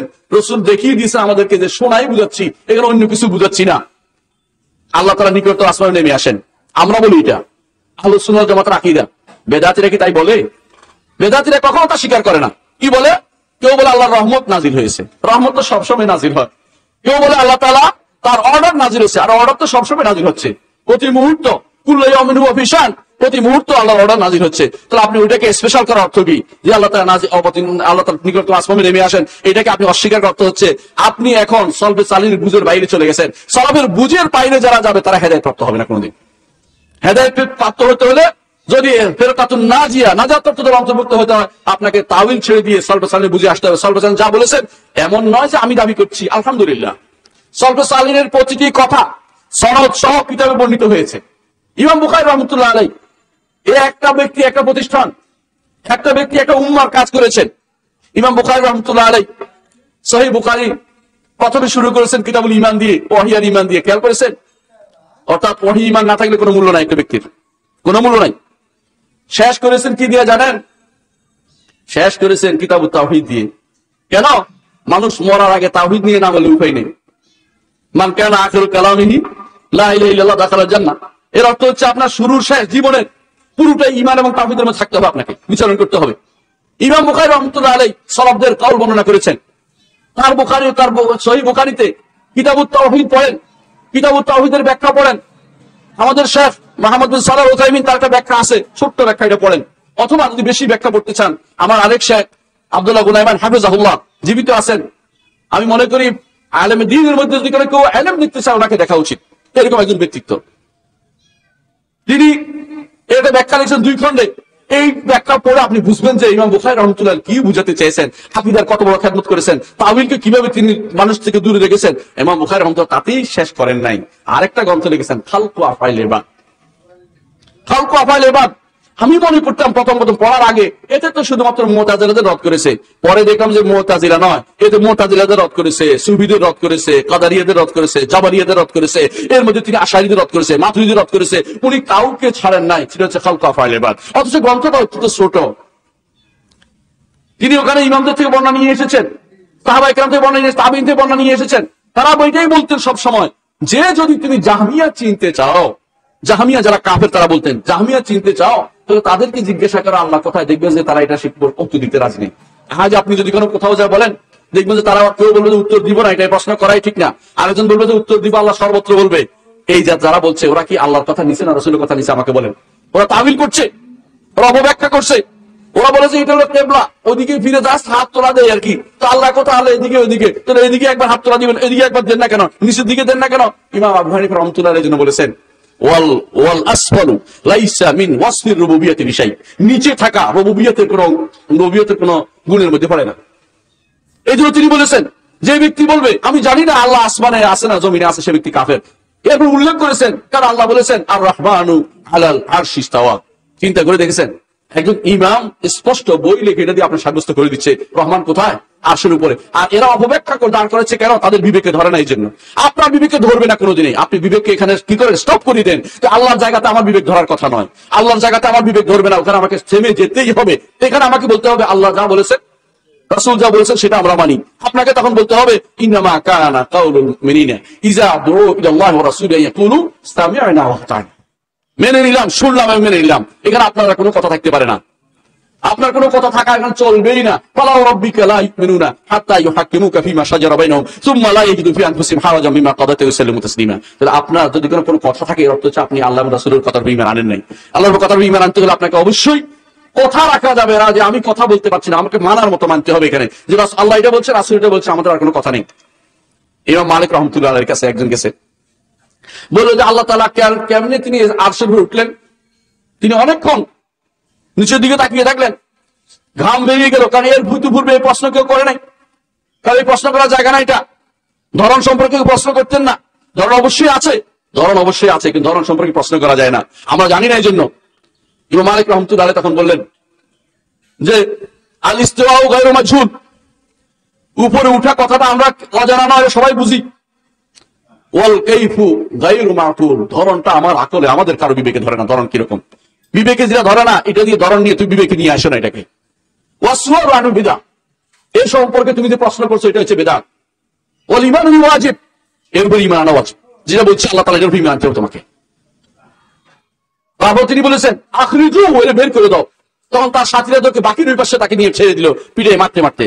ইমাম মালিক রাহমাতুল্লাহ এবারে কঠোর ছিলেন, আকীদার ব্যাপারে কাউকে ছাড় দিতেন না। উল্টা পাল্টা করলে বলতে ধরে পিঠে দিত, কারণ উনি ক্ষমতাধর ছিলেন মদিনার, সেরকম ব্যক্তিত্ব মানুষ ছিলেন। কাউকে কোন রকম ছাড়, কোন রকম এই সবাই ঐক্য চিন্তা করতেন না। চিন্তা করতে হলে তার হক কথা বলতে হবে। ইমাম মালিক রাহমাতুল্লাহ সেরকম একটি ব্যক্তিত্ব।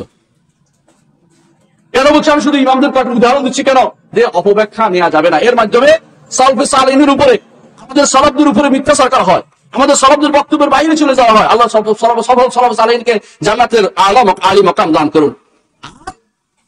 4 নম্বর যে কারণে আপনি তাওয়িল করতে পারবেন না, তা হচ্ছে যাবতীয় পৃথিবীর যত রকমের বেদাত আসছে, যত শিরিক আসছে, যত সমস্যা আসছে, এই অপব্যাখ্যা থেকে, তাওয়িল থেকে আসছে। আমাদের বন্ধু আহমদ মাহমুদ একটা গ্রন্থ লিখেছে, জিনায়াতুত তাওয়িল ফাসিদ বিল আকীদাল ইসলামিয়া। এই গ্রন্থটা যারা আরবি জানেন তাদেরকে পড়তে অনুরোধ জানাবো। আপনার মনটা ভরে যাবে যে সত্যিকার কথা তুলে ধরেছেন তিনি।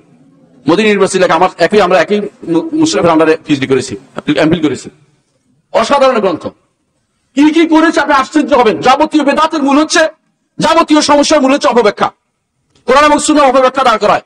আপনি যতই তারে বলেন এটা তো এভাবে, এটা তো অন্য অর্থ হইতে পারে, নাউযুবিল্লাহ, সে অন্য একটা অর্থ বানাবে, যে অর্থ কোরআনে হাদিসে নাই, যে অর্থ কোনোদিন সালাফরা বলে নাই, যে অর্থ তার মন মতো মগজ থেকে নিয়েছে। অথবা বলছে, কে বলছে জানেন? হ্যাঁ, পথভ্রষ্ট কোনো শয়তান বলেছে। কারণ প্রত্যেকটি মানুষের কওম সালাফ আছে। আল্লাহ তাআলা কোরআনে কারীমে উল্লেখ করেছেন, ওয়াজআলনাহুম আইম্মাতান ইয়াদউনা ইলান নার, জাহান্নামের দিকে ডাকার জন্য কিছু ইমাম আছে। আছে কিনা বলেন? জাহান্নামের দিকে ডাকার জন্য ইমাম আছে। কার কথা বলছে জানেন? ফিরআউন। ওয়াজআলনাহুম আইম্মাতান ইয়াদউনা ইলান নার ওয়া ইয়াউমাল কিয়ামাতি লা ইউনসারুন, ফিরআউনকে কোনো সাহায্য করা হবে না। এরপর বলা হয়েছে যে সে ইয়াকদুমু কওমাহু ইয়াউমাল কিয়ামাতি ফাআওরাদাহুমুন নার ফাবিসাল উরদুল মারুদ, সে কিয়ামতের দিন তার কওমকে পিছনে রেখে সামনে দিয়ে জাহান্নামের দিকে ল্যাপটাইট করতে করতে চলে যাবে জাহান্নামে। বিসাল উরদুল মারুদ, কারণ সে যাবতীয় শয়তানের মূল সে দেখিয়েছে। আবার আল্লাহ তাআলা কোরআনে ঈমানদারদের কথা বলেছে, ওয়াজআলনাহুম আইম্মাতান ইয়াহদুনা বিআমরিনা লাম্মা সাবারু ওয়া কানু বিআয়াতিনা ইউকিনুন। ঈমানদার কাদেরকে তারা ইমাম বানিয়েছে? যারা ইয়াকিন রাখে আল্লাহর কথার উপরে, দৃঢ় বিশ্বাস রাখে রাসূলের কথা সত্য, অপব্যাখ্যা করার কোনো দরকার নাই। রাসূল যা বলছেন তা প্রকাশ্য বুঝে আসছে, কোনো সমস্যা নেই। প্রকাশ্য বুঝতে আমি যেটা বুঝাচ্ছি এখন বোঝানো দরকার আপনাকে। প্রকাশ্য বুঝ কোনটার নাম? অনেকে হয়তো বলতে পারেন যে রাসূলের হাদিস আছে, আমি অসুস্থ হয়েছিলাম, তুমি তো আমাকে দেখতে আসনি, হাদিস শুদ্ধ, কিন্তু আল্লাহ কেমনে অসুস্থ হলো এটা আমাকে বলেন। এই তো প্রকাশ্য অর্থের বিরোধী হচ্ছে। ও পাগল, হাদিসের শেষে উল্লেখ আছে, আল্লাহ নিজে বলে দিয়েছেন, আমার অমুক বান্দা অসুস্থ হয়েছিল, তুমি যদি তাকে দেখতে আমাকে সেখানে পেতে। এটা অর্থ আল্লাহ ব্যাখ্যা করে দিয়েছেন। আল্লাহ যে ব্যাখ্যা করে যে আপনার নতুন করে করা লাগবে না এটা। অন্য হাদিসে রাসূলুল্লাহ সাল্লাল্লাহু আলাইহি ওয়াসাল্লাম বলেছেন, যুতু ফালাম তুতাইমনি, আল্লাহ তাআলা হাদিসে কুদসিতে বলেন, আমি অসুস্থ, আমি ক্ষুধার্ত হয়েছিল, আমাকে খাওয়াওনি। অনেকে বলেন যে আল্লাহ ক্ষুধার্ত হয়েছে। হ্যাঁ, আল্লাহ তো কিছু খায় না, তিনি ক্ষুধার্ত হবে কিভাবে? এটা এর ব্যাখ্যা আল্লাহ নিজে করে দিয়েছেন, আপনার জন্য রেখে দেন নাই। কি ব্যাখ্যা করেছেন? ব্যাখ্যা করে দিয়েছেন যে আমি, আমার অমুক বান্দা ক্ষুধার্ত হয়েছিল, তাকে তুমি যদি খাওয়াতে, আজকে আমার কাছে সে খাবার পেতে। আল্লাহ তাআলা উল্লেখ করেছেন কেন? বান্দা, তার পরিবার, আল খালকু ইয়াল্লাহ, সমস্ত বান্দার আল্লাহ সৃষ্টির আল্লাহর পরিবারকে যদি করে দরদ করে, খায়রুন নাসি আনফাউহুম লিন-নাস, মানুষের মধ্যে ওই ব্যক্তি উত্তম যে ব্যক্তি মানুষের উপকার বেশি করে। রাসূলুল্লাহ সাল্লাল্লাহু আলাইহি ওয়াসাল্লাম হাদিস এটা। তবে হারামের মধ্যে গিয়ে না, হালালের সীমা রেখার মধ্যে। সে খাওয়াতে পারতো, খাওয়াই নাই বলেই আল্লাহ তাআলা তাকে সেদিন ধমক দিবেন। কোরআনে কারীমে আল্লাহ তাআলা উল্লেখ করেছে, হাদিসে রাসূলুল্লাহ সাল্লাল্লাহু আলাইহি ওয়াসাল্লাম, হাদিসে কুদসি আল্লাহ তাআলা উল্লেখ করেছে সেটা। তাহলে বোঝা গেল যে কি কোনটা প্রকাশ্য অর্থ এটা জানার জন্য কিছু নীতিমালা আছে। 1 নম্বর নীতিমালা হচ্ছে প্রকাশ্য অর্থের ব্যাখ্যা যদি কোরআনে থাকে। প্রকাশ্য 2 নম্বর নীতিমালা হচ্ছে প্রকাশ্য অর্থ যদি হাদিসে থাকে। 3 নম্বর নীতিমালা হচ্ছে প্রকাশ্য অর্থ যদি সালবাসালাইন করে থাকে। 4 নম্বর নীতিমালা হচ্ছে, নীতি হচ্ছে এটা প্রকাশ্য অর্থ শব্দের আগ পিছ দেখে বলতে হবে। একটু আগে এখানে একজনের বক্তৃতা দিয়েছে, আমি যদি বলি একটু আগে আমি যেন একটা বাঘ দেখলাম, কি বুঝছেন আপনি? এখানে দাঁত কেলাই রয়েছে, কি বুঝছেন? সাহসী একটা মানুষকে দেখছি এখানে। মানুষ কাকে বাঘ বলে কেমনি বুঝছেন? এখানে বাঘ আসছিল নাকি? এর অর্থ কি বুঝছেন? এটা আগের আগ পিছ দিয়ে বুঝাই যাচ্ছে। এটা আপনার বুঝার তো আপনি বুঝবেন না, আপনি বিকৃত অন্তর নিয়ে আসেন, আপনি এটা সরাসরি বুঝবেন না। আপনি বলবেন যে এটা অপব্যাখ্যা না, অপব্যাখ্যা জাগানো। এটা হচ্ছে শব্দের আগ পিছে স্পষ্ট বোঝা যাচ্ছে এটা।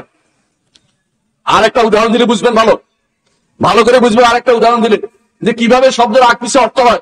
আজকে আমাকে একজনে ফোন দিয়েছে একটু আগে আসার সময় গাড়িতে। আপনি যে তাবিল করতে মানা করেন, আবার আপনি যে তাবিল করেন, কারণটা কি? আমি তো তাবিল করি না। ভুল বলছেন আপনি। আল্লাহ কোরআনে বলছে সিবগাতাল্লাহ ওমান আহসানু মিনাল্লাহি সিবগাতান। আল্লাহ তাআলা বলছে আল্লাহর রঙে রঙিন হও। আমি তাই সিবগাতাল্লাহ অর্থ আল্লাহর রঙে রঙিন হও না আল্লাহর রঙকে ধারণ করে কোনটা বলছে? তো হ্যাঁ ওইটাই একই। আলে একই না, তো কথা বেশ কম আছে। তাকে বুঝিয়ে বললাম, আপনি যখন বলেন কত রং তুমি জানো, আমি কিন্তু তোমার চিনি, এর অর্থ কি রং কি গায়ের লাল রং কালা রং লাগাইছে নাকি তার রং বিভিন্ন পদ্ধতি বুঝাচ্ছে, আপনি কেন এখানে এসে আপনি ব্যাখ্যা বুঝুন কেন? কারণ মানুষ দিকে বুঝছেন যে এখানে রং বলতে বুঝাতে বুঝাই নাই, আপনার এই যেটা আমি রং বুঝছি বুঝাই নাই, এটা আর কিছু বুঝাচ্ছে। এটা এখানে সালবাসালাইন ব্যাখ্যা করেছেন, ইমামরা ব্যাখ্যা করেছেন কি সিবগাতাল্লাহ অর্থ হচ্ছে ফিতরাতাল্লাহ। আল্লাহ দীনুল্লাহ। আপনি যেখানে ব্যাখ্যাটা তারা কেন করেছে, আপনি বাইরে যাবেন কেন? এটা কোনো অপব্যাখ্যাও না, এটা তাওয়িলও না। এটা কি? এটা হচ্ছে শব্দের আগের আয়াতের পর আয়াতের থেকে এটা ব্যাখ্যাটা নেওয়া হচ্ছে। আমাকে আগের আয়াত পর আয়াতে বুঝাচ্ছে, আমাকে ব্যাখ্যা করতে হবে। এবং এটা সহি ব্যাখ্যা। আমরা আগেও বলেছি যে সহি ব্যাখ্যা নিতে হলে এই কথা আসতে হবে।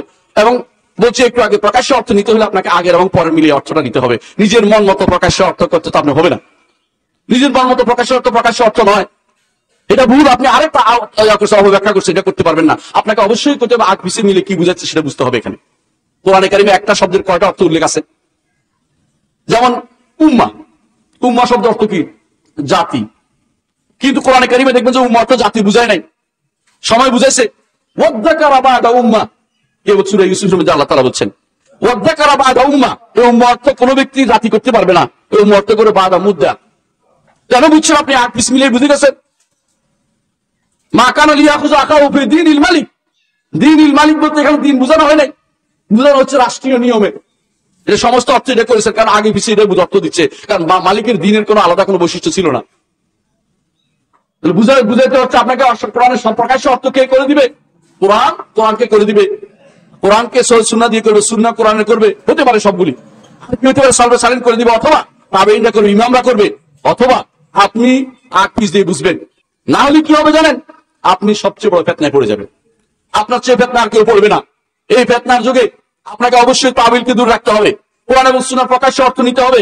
বলতে পারেন এরা কি করে, এর পদ্ধতি কি? একদল বলবে যে বিবেক তো আমাদের আছে, বিবেককে শানিত করুন। এক একজন এক এক কথা বলবে, বিবেককে প্রাধান্য দেওয়ার কথা কেউ বলবে। আরেক দল বলবে মাজাজ। ইমাম ইবনে কাইয়্যিম রাহমাতুল্লাহ আলাইহি বলছেন ওয়াত-তাগুতুস সালিস আল মাজাজ। 3 নম্বর তাগুত হচ্ছে মাজাজ। মাজাজ হচ্ছে রূপক দাবি করে সব হালাল করে ফেলাইছে। আপনি দেখছেন যে কোনো বেটা কবরের কাছে যাচ্ছে, হাজারে তো দরবারে কেউ ফেরে না, খালি হাতে, আপনি কি বলবেন? শিরিক বলবেন না? শিরিক আপনাকে বলতে হবে। কিন্তু দেখবেন ওদের কাছে, ওই কবরের কাছেই বিশাল মাদ্রাসা হুজুর বসে রয়েছে।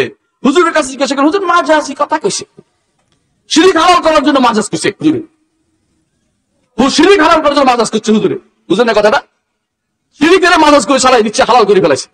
কবরে সিজদা দিছে, সিজদা তো মাজাজ আর আল্লাহর সিজদা করছে, কবরের কাছে করছে আর কি। রূপক দিয়ে শিরিকে হালাল করে ফেলেছে। রূপক হচ্ছে আরেকটা তাগুত। যারা অপব্যাখ্যা করে, তাওয়িলি ফাসাদ করে, এরা রূপকটাকে ব্যবহার করে। আরেক গোষ্ঠী আছে আল্লাহ তাআলা সিফাতের আয়াতগুলোকে আল্লাহ তাআলার নির্দেশনাগুলিকে মুতাশাবে বলবে। মুতাশাবে বুঝেন, দ্ব্যর্থবোধক, স্পষ্ট অর্থ নাই। তবে এগুলো অস্পষ্ট অর্থ নাই, এগুলো অস্পষ্ট। নাউযুবিল্লাহ। সাহাবায়ে কেরাম এগুলো অর্থ বুঝতেন। প্রমাণ দিয়েছি আমি। সাহাবী কি বলছেন? ওই আল্লাহ কাছ থেকে আমি খারাপ কিছু আশা করি না, যে আল্লাহ হাসতে পারেন।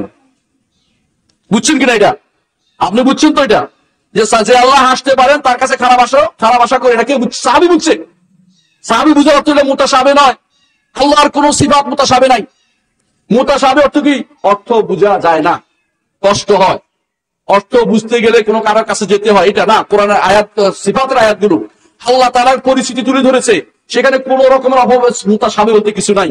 কেউ যদি বলে এগুলি মুতাশাবে, মিথ্যা কথা বলেছে। কোন সালাফরা বলে না এগুলিকে মুতাশাবে। পঞ্চম হিজরি, ষষ্ঠ হিজরির আগ পর্যন্ত আমি সর্বপ্রথম দেখেছি পরীক্ষা করে, ষষ্ঠ হিজরির আগ পর্যন্ত কোন ব্যক্তিগুলি মুতাশাবে বলে নাই। রাজি যখন মুতাশাবে বলছে, মানুষ এটা মুতাশাবে হিসেবে নিছে। রাজি আর গাজালিকে আপনাকে পথ দেখাবে না সালফে সালিহিনের পথে আপনি চলবেন, আপনি সিদ্ধান্ত নেবেন। এদের সরকার বলছিল কারণ এরা প্রসারের জীবনে তওবা করেছে, কিন্তু এদের অনুসারীরা তওবা করে না কেউ।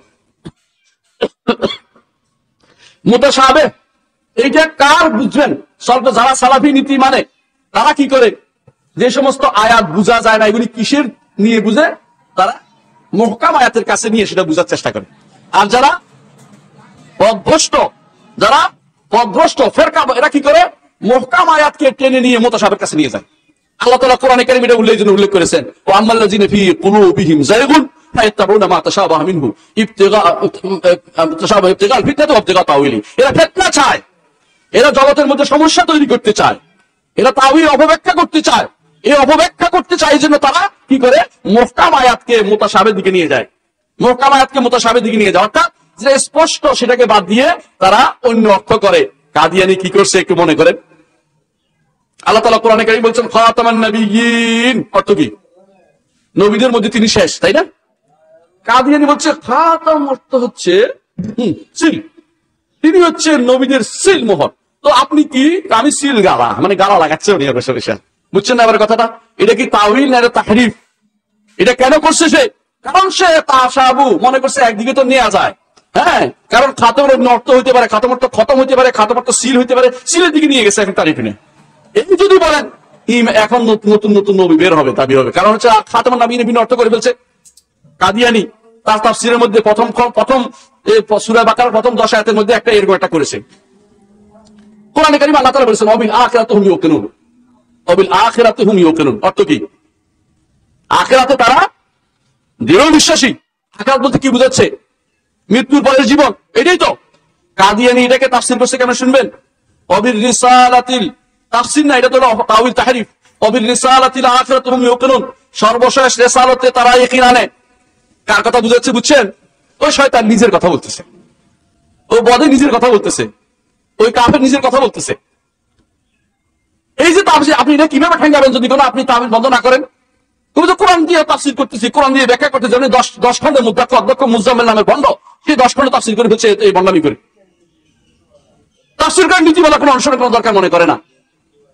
আরেকজনে কোরআনের আধুনিক অনুবাদ আল্লাহ তাআলা ঝাঁকিয়ে ঝাঁকিয়ে পাঠাইছে। আবাবিল নামক কি পাঠাইছে? মিসাইল। তারপরে সেখান থেকে কি পাঠাইছে? ঝাঁকে ঝাঁকে পাঠাইছে, সেখান থেকে মিসাইল ফালাইছে, বোমা ফালাইছে, বোমার বিমান ফালাইছে বলতেছে, বোমার বিমান দিয়ে বিমান ফালাইছে। কি অনুবাদ করতেছে? তয়রান আবাবিল আরসালা আলাইহিম তয়রান আবাবিল অনুবাদ করতেছে। এটা বুঝছেন তো কেন করছে? এটার দিকে এই অপব্যাখ্যার পথ যারা জারি করে দিয়েছে, পথ চালু করে দিয়েছে, প্রত্যেকের জন্য গুনাহগার হবে। রাসূলুল্লাহ সাল্লাল্লাহু আলাইহি ওয়াসাল্লাম বলেছেন মান দা ইলা দালালাতিন, কেউ যদি পথভ্রষ্ট দিকে কাউকে আহ্বান করে,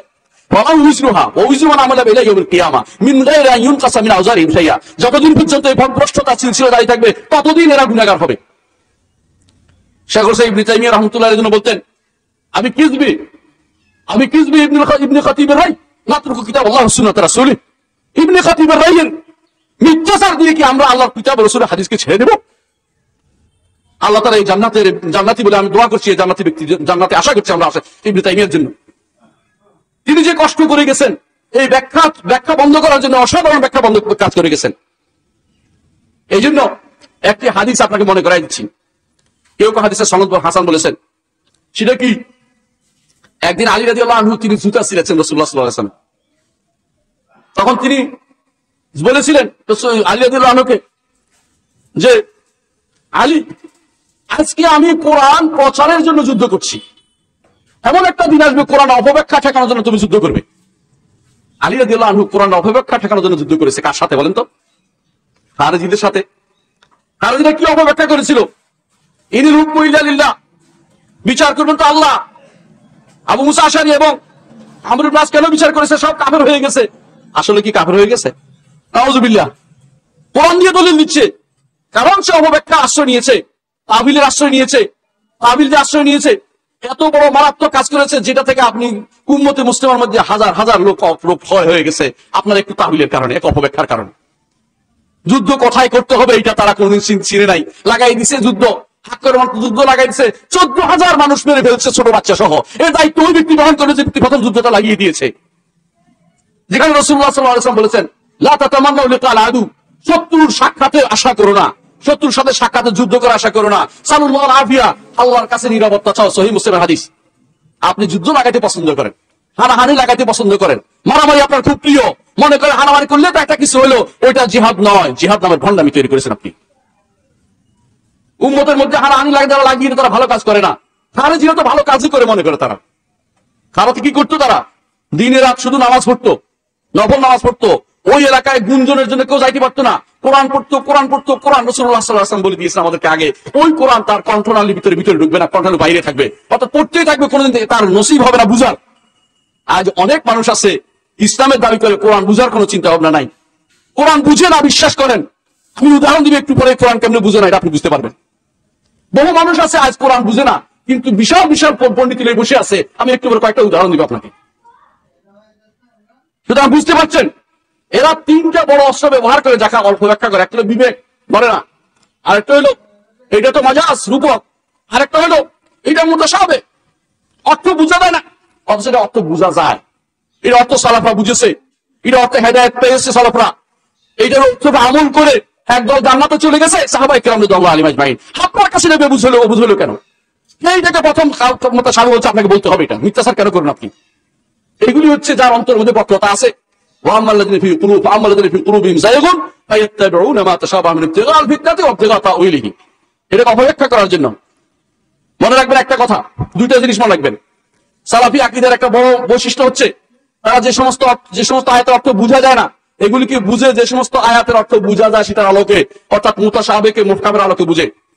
আরেকটি বৈশিষ্ট্য হচ্ছে তারা কোরআন এবং সুন্নাহর মধ্যে কোনোদিন বিরোধ দেখে না। তারা মনে করে একটার পরিপূরক, কোনোদিন বিরোধ হতে পারে না। আর বেদাতীদের দুইটা নীতি হচ্ছে, একটা কথায় কথায় বলবে কোরআনের বিরোধী হয়েছে, কোরআন এবং হাদিস কোনোদিন একটা বিরোধী হতে পারে না। ইমাম শাফিঈ রাহমাতুল্লাহ আলাইহি আজ থেকে বহু বছর আগে, কত বছর আগে, 1200 1400, যারা এত বছর আগে তিনি বলে গেছেন যে আমি চ্যালেঞ্জ করে গেলাম, কোন কোরআনের সাথে কোন হাদিসের কোন বিরোধ হবে না। হয়নি, সহিহ হাদিসের সাথে কোনদিন কোরআনের বিরোধ হয় না। আরেকটি কথা তারা বলে, বললাম না, একটা কি, তারা কি করে বিরোধ লাগাই দিবে কোরআন সুন্নাহ। আর একটা হচ্ছে তারা কি করবে, মুহকাম আয়াতকে, যে আয়াতের অর্থ বুঝতে কোনো অসুবিধা হচ্ছে না, টেনে নিয়ে এটাকে কোথায় দিয়ে দিবে, মুতাশাবিহের সাথে লাগাই দিবে, মুতাশাবিহ বানাই দিবে।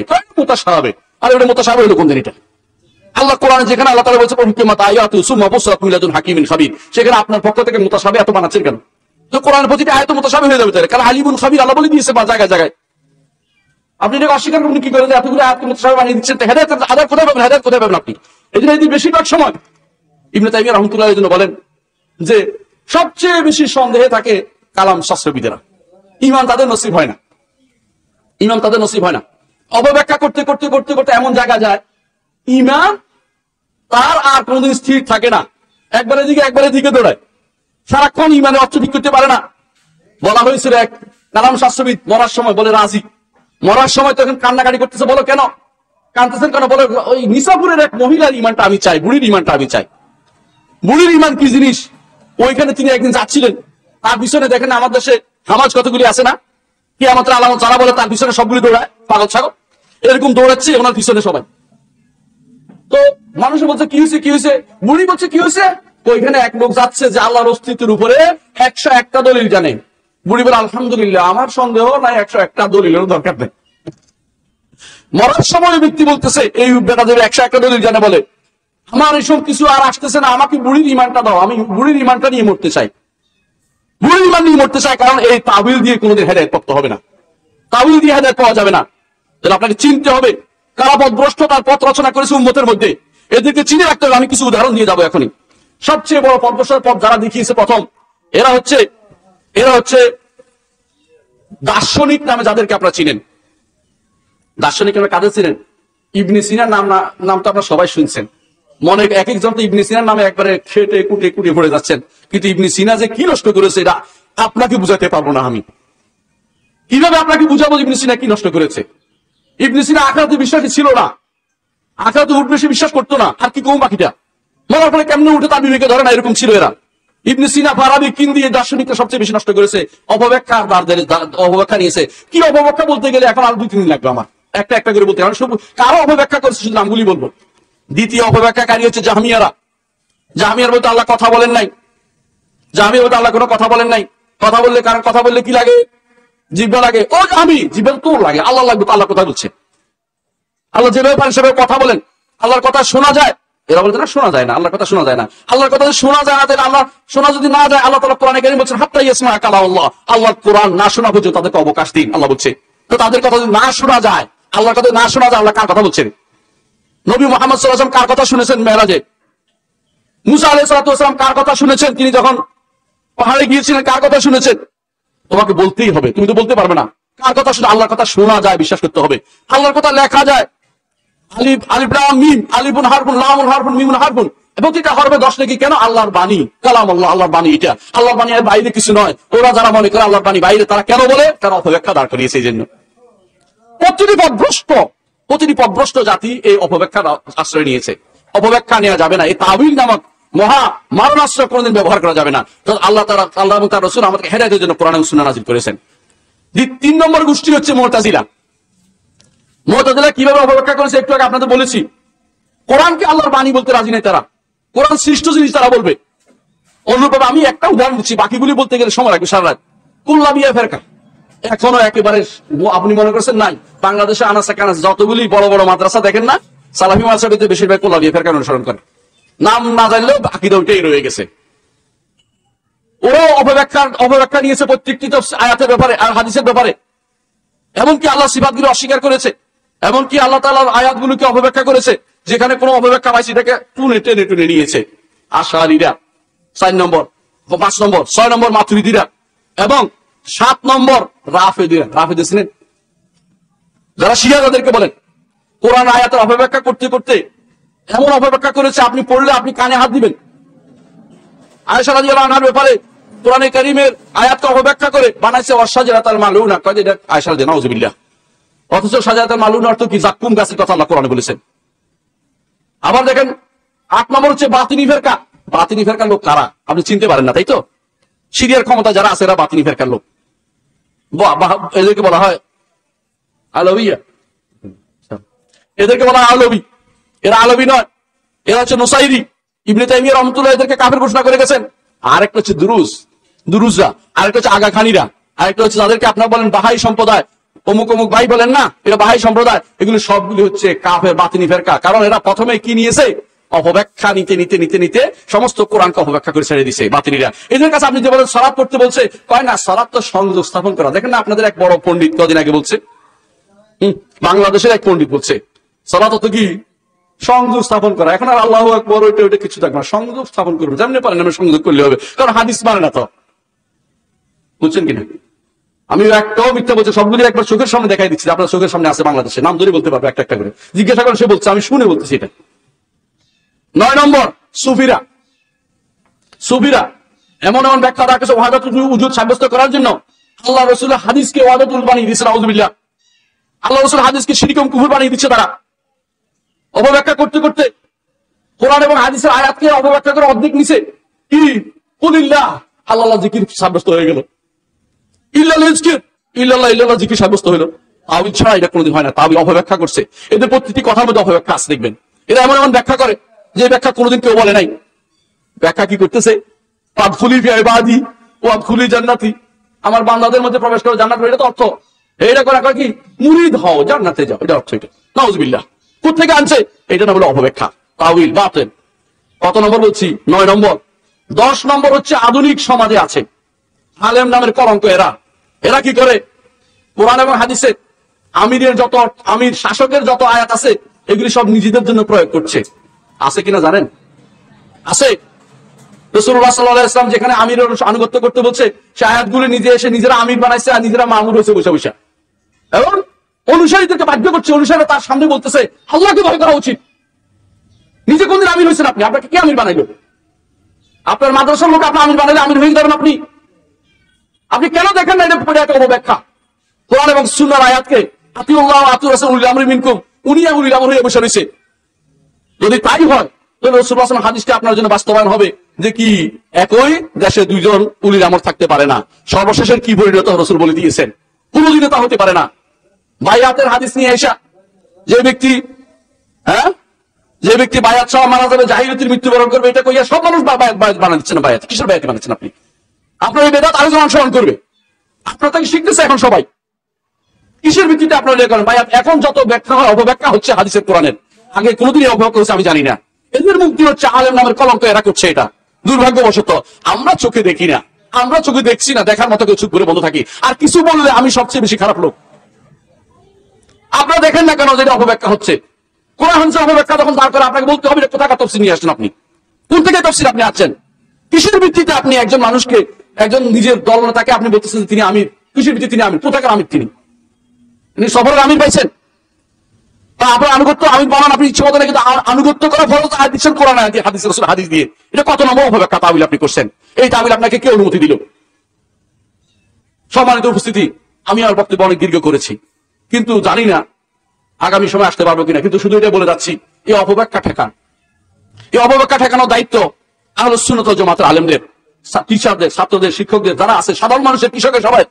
যখনই কেউ বলবে এটা অর্থ, এটা বলবেন যে এটা আপনাকে দলিল প্রমাণ করতে হবে। এই যে আপনি দলিল দিচ্ছেন, আমার উপর দিয়ে চালাই দিচ্ছেন, আপনার লোক হলে বলবেন যে আপনাকে প্রমাণ করতে হবে এই কথা। এই ব্যাখ্যা আপনি কোত্থেকে দিয়েছেন? আমাদের সালাফদের কে ব্যাখ্যা দিয়েছে? নিজের পক্ষ থেকে আপনি তথাকথিত আপনি বিশেষ একটা ব্যাখ্যা দাঁড় করাবেন কোরআন হাদিসের, এটা হতে পারে না, এটা হয় না। এটা নামে তাবিল অপব্যাখ্যা, এটা করা যাবে না। আল্লাহ আমাদেরকে এইসব অবকাশে মুক্ত করে সালেহিনের পথে থাকার তৌফিক দান করুন। সালাফি হিসেবে আমাদেরকে জীবিত রাখুন এবং আমাদের জন্য দ্বীন ও ঈমানকে আমাদের সহজ করে দিন এবং আমাদের সমস্ত ভুল পথে আছে তাদেরকে সঠিক পথে আসার তৌফিক দান করুন। ওয়া আখিরু দাওয়ানা আলহামদুলিল্লাহি রাব্বিল আলামিন।